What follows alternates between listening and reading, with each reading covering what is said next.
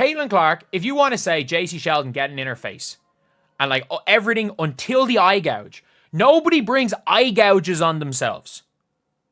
This is the same as, oh, she brings it on herself with the push-off. Just call the hand check and the push-off doesn't happen. It's official. The WNBA ref report just dropped, and somehow they made it worse. What was already a messy, eyebrow-raising game between the Connecticut Sun and the Indiana Fever just turned into a full-blown scandal, with the league's own referees basically outing themselves in a document that reads more like a guilty plea than a defense. We're talking about Sophie Cunningham getting tossed while Caitlin Clark got clobbered, clawed, and checked, and somehow she caught a tech for it? The explanations are so bizarre, so backwards, it has fans screaming corruption louder than ever. You'd think this report would clear things up, right? Wrong. It's like the ref said, here's why we messed up, and here's more proof that we knew what we were doing all along. If you thought the calls were bad during the game, wait till you hear how the league justified them. Let's break down the most jaw-dropping part of this whole report, the JC Sheldon foul on Caitlin Clark. According to the referees, Sheldon's move was unnecessary, involved wind-up and impact, and made contact to the face with potential for injury. Now let's pause there.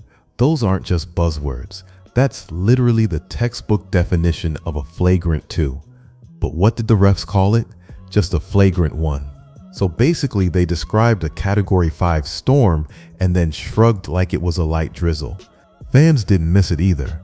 They've been quick to call out how the league laid out all the ingredients for a harsh penalty and then decided to bake a slap on the wrist.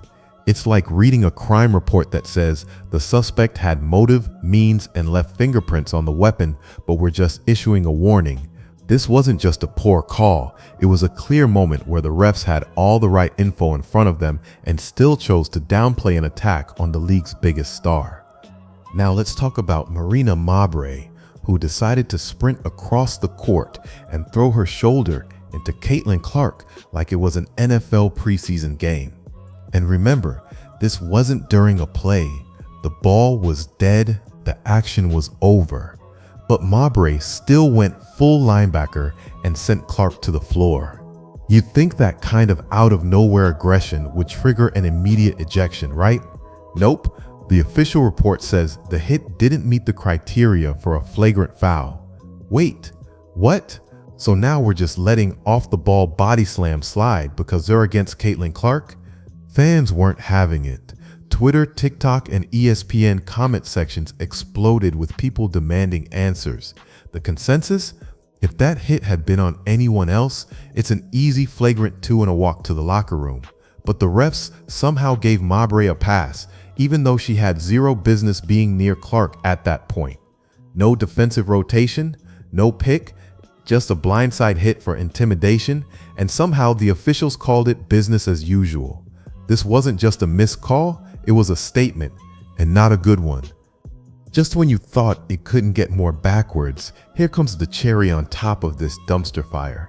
Caitlin Clark, after getting her eye gouged by Sheldon and body checked by Mabre, gets slapped with a technical foul. For what, you ask? According to the refs, for reacting in an unsportsmanlike manner. Seriously, reacting. Clark was literally holding her face in pain and trying to back away from her attackers, and somehow the officials decided that was the moment to blow the whistle on her. It's the basketball equivalent of someone getting mugged and the cops citing the victim for yelling too loud. Like, what exactly did they want her to do? Smile and thank them? The logic here is so twisted, it borders on satire. And if that wasn't enough, the report doubles down on the ref's role in maintaining control of the game. But how do you control a game when the actual fouls are ignored and the reactions get punished? It's pure gaslighting. Punish the victim, ignore the aggressors, and call it good officiating. If you ever needed proof that Clark is playing by a different rulebook, this right here is Exhibit A. So here's where things get even messier. Sophie Cunningham. Yep, the one who stepped up and grabbed JC Sheldon around the neck after the Clark incident, gets hit with a flagrant 2 and tossed. And honestly, that call made sense. It was retaliation, it was excessive, and it was caught in 4K. But here's the thing, She gets ejected for defending her teammate, while the ones who started the chaos, still playing, still smiling, still untouched. Lindsay Allen, who got tangled up in the mess while trying to hold things down, ends up ejected too. But Mabry, the one who full-on tackled Clark during a dead ball, she stayed in. No flagrant, no tech, just vibes. The refs weren't officiating based on what happened, they were throwing darts in the dark. The inconsistency here is what really fuels the outrage. Sophie did the refs' job because they refused to. She made it known that if the league won't protect its stars, the players will. But instead of appreciating that leadership, she got punished while the instigators got a free pass. The message this sends? Don't defend your teammates unless you want to hit the showers early. While the refs were busy digging themselves into a credibility hole, Coach Stephanie White came in with a shovel and buried them with a smile. At the post-game press conference, when reporters tried to bait Caitlin Clark into commenting on the officiating, White stepped in like a seasoned vet. She shielded her star player from the political landmines of criticizing the league and took the heat herself. And what she said? Let's just say it cut deep without raising her voice once. She pointed out that the officiating crew lost control of the game in the first quarter and never got it back. Then, with chilling calm, she noted how every player in the league is getting faster, stronger, and better, but the referees, they haven't kept up. That line hit like a buzzer-beater dagger. It was smart, it was surgical, and it made the issue crystal clear. The problem isn't the game, the players, or the teams. It's the refs. White didn't need to rant to make her point. She used respect as a weapon and made sure the league couldn't dismiss her critique as emotional or biased. In just a few sentences, she isolated officiating as the issue and left the WNBA with no excuses. And honestly, it was masterful. By the time the referee report dropped, the court of public opinion had already reached a verdict, and the ruling was unanimous. The WNBA blew it.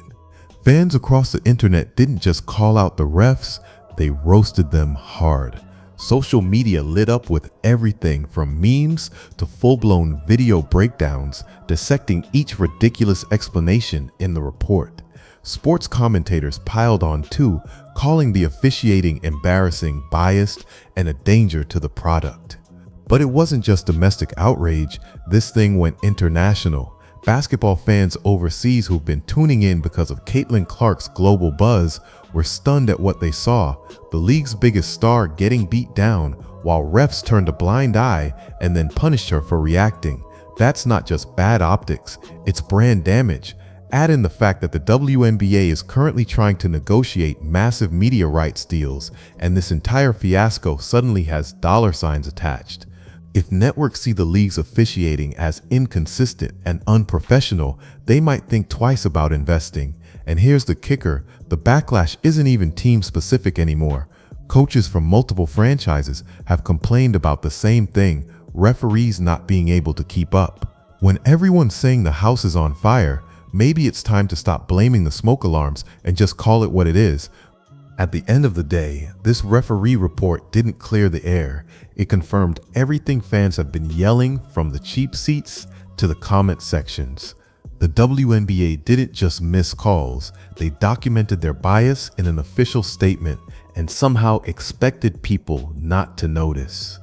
Caitlin Clark was assaulted multiple times, penalized for reacting, and then left unprotected by a league that should be treating her like its crown jewel. Meanwhile, the players who dished out the damage got to play on like it was just another Tuesday. If you were looking for fairness, this game served up a masterclass in how not to handle a high-stakes matchup. And the damage goes beyond the scoreboard. This fiasco shook fan trust, exposed officiating flaws, and raised questions that won't go away quietly. It's not just about one game or one player anymore. It's about how the league plans to protect its stars, its integrity, and its future. So if you're just as stunned as we are, smash that like button like you're throwing an elbow in the paint. Drop your thoughts in the comments, because honestly, we want to hear how you would have handled this. And if you're tired of the spin and ready for the real story every time something breaks, hit that subscribe and ring the bell, because this ride's just getting started.